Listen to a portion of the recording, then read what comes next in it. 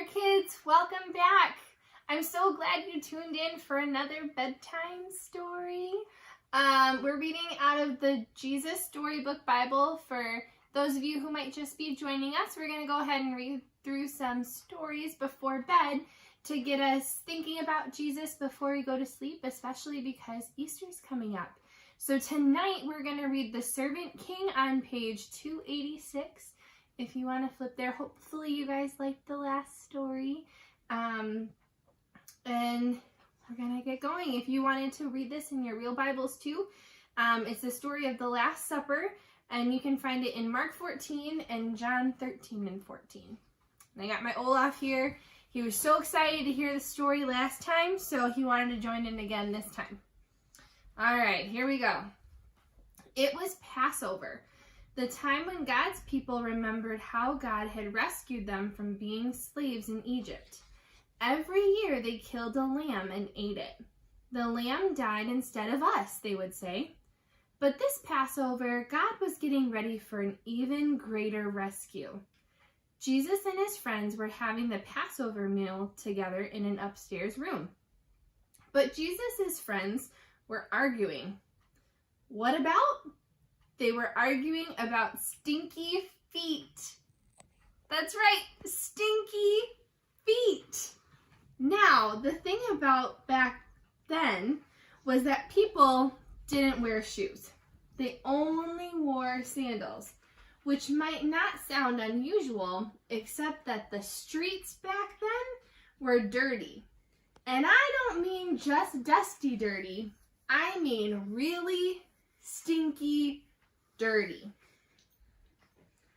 With all of those cows and horses everywhere, you can imagine the stuff on the street that ended up on their feet. Oh, that does not sound good at all.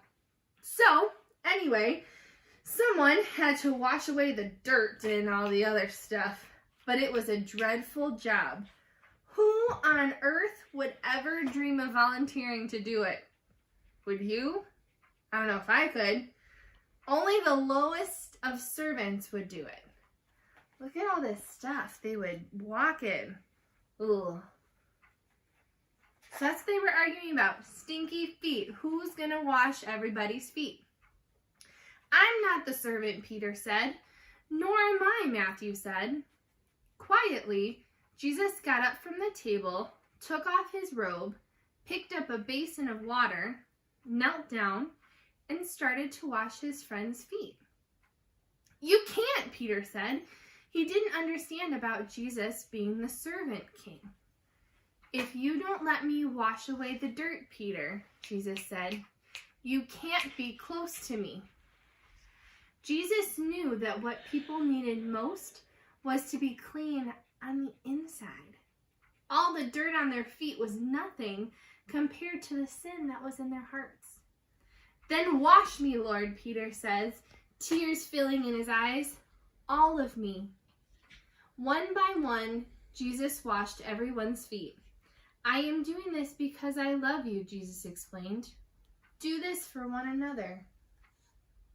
The king did what the lowest servant would do. Now, one of Jesus' friends had made a bad plan. No one else knew what the bad plan was, but Jesus knew, and so did Judas. Judas was going to help the leaders capture Jesus for 30 pieces of silver. Go on, Judas, Jesus said.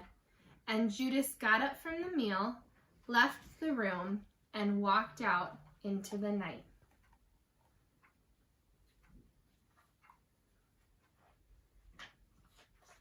Then Jesus picked up some bread and broke it. He gave it to his friends. He picked up a cup of wine and thanked God for it. He poured it out and shared it. My body is like this bread. It will break, Jesus told them. This cup of wine is like my blood, and it will pour out. But this is how God will rescue the whole world. My life will break, and God's broken world will mend. My heart will tear apart, and your hearts will heal. Just as the Passover lamb died, so now I will die instead of you. My blood will wash away all of your sins, and you'll be clean on the inside, in your hearts. So whenever you eat and drink, remember, Jesus said, I've rescued you. Jesus knew it was nearly time for him to leave the world and go back to God. I won't be with you long, he said. You are going to be very sad, but God's helper will come, and then you'll be filled up with a forever happiness that won't ever leave. So don't be afraid. You are my friends, and I love you. They sang their favorite song and walked up to their favorite place, an olive garden. Wow. So in this story, we had Jesus washing everybody's feet because he knew that we all have to be washed clean. And we get washed clean because Jesus dies for us, right?